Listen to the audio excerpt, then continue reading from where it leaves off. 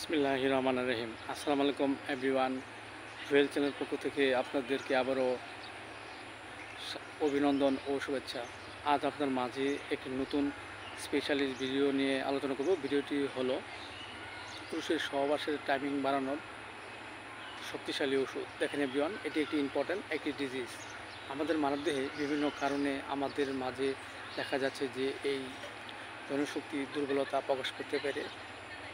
এর মাঝে কিছু উল্লেখযোগ্য কারণ হলো, আমরা যদি অবৈধভাবে যদি হস্তমিথুন করি, কিংবা দেখা যাচ্ছে যে আমরা রাতে প্রচুর পরিমাণে ব্লু ফিল্ম দেখি, কিংবা আমাদের মাঝে যদি অবিরাম দেখা যাচ্ছে যে একটি জনশক্তি আকাঙ্ক্ষা অবিরাম থাকে, এর ফলে যদি আমরা হস্তমিথুন করি, এক্ষেত্রে আমাদের যে ওষুধটি আমরা সেবন করতে পারি সেটা হলো সেলেনিয়াম-30।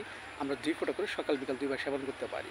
এছাড়া এইরূপ আক্রান্ত ব্যক্তিটি যদি অবিরাম যদি সে সেক্সুয়াল চিন্তা ভাবনা থাকে এবং স্বপ্ন দেখে, স্বপ্নের ফলে হঠাৎ তার পায়ে বীর্যপাত হয়ে যায় এবং আস্তে আস্তে শক্তি কমতে থাকে, এক্ষেত্রে আমরা যে ওষুধটি সেবন করতে পারি সেটা হলো স্টেভিসিগিয়া-30। আমরা 2 ফোঁটা করে সকাল বিকাল 2 বার সেবন করতে পারি।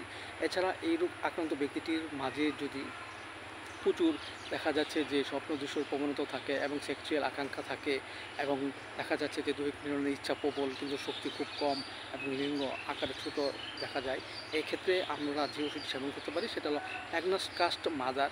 আমরা 10 ফোঁটা করে সকাল এবং বিকাল 2 বার সেবন করতে পারি। পাশাপাশি আমাদের হোমিওপ্যাথিক যে বায়োকেমিক বড়ি 5-4-6S যে 4টি বড়ি, সেটা আমরা সকাল বিকাল 2 বার খেতে পারি। এতে করে অনেক অংশে আমাদের মাঝে যে সেক্সের যে শক্তি বাড়ানোর সেই টাইমিং সেটা আস্তে আস্তে ফিরে আসবে এবং আমাদের মধ্যে সুস্থতা ফিরে আসবে।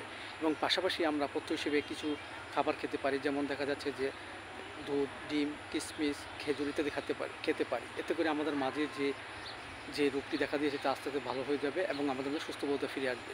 সো এভরিওয়ান, ভিডিওটি ভালো লাগলে অবশ্যই আপনারা সাবস্ক্রাইব করবেন, লাইক দিবেন, পাশে থাকবেন। Thank you so much.